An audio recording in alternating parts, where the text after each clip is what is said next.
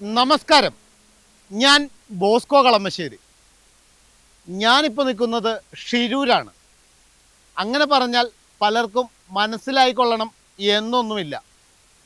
2024 July 16 മണ്ണിടിച്ചിലിൽ lorry ഉൾപ്പെടെ ഒഴുകിപ്പോയ ആ സ്ഥലത്താണ് ഞാനിപ്പോൾ നിൽക്കുന്നത്. ഏകദേശം ഈ പോർഷനിലാണ് ഒരു കട ഉണ്ടായിരുന്നു എന്നൊക്കെ അവകാശപ്പെട്ടതും പിന്നീട് 13 ദിവസത്തോളം തെരഞ്ഞെങ്കിലും ലോറിയോ ഡ്രൈവറെയോ ആരെയും കണ്ടെത്താനും സാധിച്ചില്ല. തുടർന്ന് കർണാടക ഹൈക്കോടതിയിൽ കേസ് കൊടുത്ത് ഉത്തരവ് വാങ്ങി ആ ഉത്തരവിൻ പ്രകാരമാണ് പിന്നീട് നടത്തിയ തെരച്ചിലാണ് ഏകദേശം ഇതിൻ്റെ അടിയിൽ നിന്നും ലോറി കണ്ടുകിട്ടുന്നതും പിന്നീട് നടത്തിയ തെരച്ചിലാണ് ഇവിടെ നിന്നും ശവശരീരങ്ങൾ ഉൾപ്പെടെ കിട്ടുന്നതും. എന്തായാലും ഇതിനു വേണ്ടി പല പല നൂതന സാങ്കേതിക വിദ്യകൾ ഉൾപ്പെടെയുള്ള പല മിഷനറീസും സർക്കാരിന് കൊണ്ടുവരേണ്ടി വന്നു. അത് മറ്റൊന്നും കൊണ്ടല്ല, മുഖ്യധാര മാധ്യമങ്ങളുടെ ഇടപെടലുകൾ കൊണ്ട് തന്നെയാണ്. കാരണം അത്രയും പോപ്പുലേഷൻ ആയപ്പോൾ മാത്രമാണ് ഈ പറഞ്ഞ സംഗതികളിൽ സർക്കാരിനും മറ്റുള്ളവർക്കും ഇടപെടേണ്ടി വന്നതും അല്ലെങ്കിൽ മിഷനറീസുകൾ ഇറക്കി നേവി ഉൾപ്പെടെയുള്ള നേവിയെ ഉൾപ്പെടെ കൊണ്ടുവന്ന് ഇറക്കി ഇവിടെ എത്തിച്ചത്. എന്തായാലും നിങ്ങളീ കാണുന്ന ചെറിയൊരു വിഷയമൊന്നുമല്ല. മേളിൽ നിന്നും ഇടിഞ്ഞു വീണതിൻ്റെ ആഘാതം ചെറുതുമല്ല. എന്തായാലും ആഘാതം കാണണമെങ്കിൽ നിങ്ങൾക്ക് ഇങ്ങനെയൊക്കെ പറഞ്ഞാൽ നിങ്ങൾക്ക് മനസ്സിലാവത്തില്ല.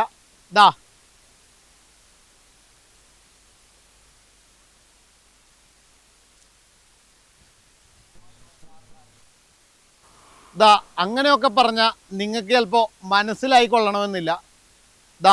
എൻ്റെ ഈ പുറകിൽ കാണുന്ന ഈ കുന്നാണ് ഇടിഞ്ഞ് താഴത്തേക്ക് വീണത്. കണ്ടോ?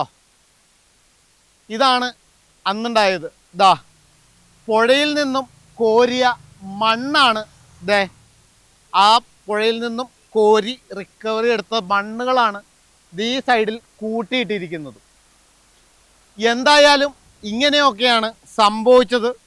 പിന്നീട് മനാഫ് എന്ന് പറയുന്ന ലോറി ഉടമ ഭയങ്കര ഫേമസ് ആവുകയും തുടർന്ന് ഇപ്പോൾ ഏതോ ഒരു കേസിനകത്ത് നിന്ന് പോലീസ് വിളിപ്പിക്കുകയൊക്കെ ചെയ്തിട്ടുണ്ട്.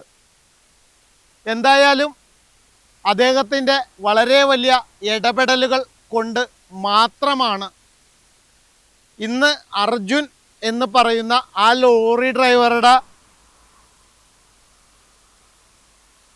മൃതശരീരം കിട്ടാനെങ്കിലും കാരണം അദ്ദേഹത്തിൻ്റെ വളരെ വലിയ ഇടപെടലുകൾ ഒന്നുകൊണ്ട് മാത്രമാണ്. അല്ല എങ്കിൽ ഇന്നും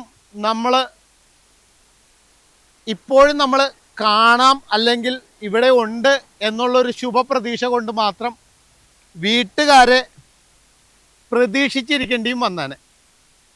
എന്തായാലും ഈ കാണുന്നതൊന്നുമല്ല, ഇതിൻ്റെ താഴത്തേക്കാണ് വളരെ വലിയ ആഘാതം. ഇവിടെ നിന്നും അതിൻ്റെ പുറകിലേക്ക് കാണുന്നുണ്ടോ? മണ്ണ് ഇവിടെ നിന്നും ഒലിച്ച് അല്ലെങ്കിൽ ഇത് ഇടിഞ്ഞു വീണ ആ മണ്ണിൻ്റെ ആഘാതം അങ്ങറ്റം വരെ ഉണ്ട്. അപ്പോൾ എന്തോരം അതിൻ്റെ വ്യാപ്തി അല്ലെങ്കിൽ എന്തോരം ഇടിഞ്ഞു വീണിട്ടായിരിക്കും എന്നുള്ളത് നിങ്ങൾ മനസ്സിലാക്കണം. അത് നിങ്ങളെ ഒന്ന് കാണിച്ചു തരാൻ വേണ്ടി മാത്രമാണ് ജനകീയ വാർത്താ ടീം ഇപ്പോൾ കർണാടക വരെ വന്നത് എന്ന് പറഞ്ഞുകൊണ്ടും നിർത്തുന്നു. നന്ദി, നമസ്കാരം.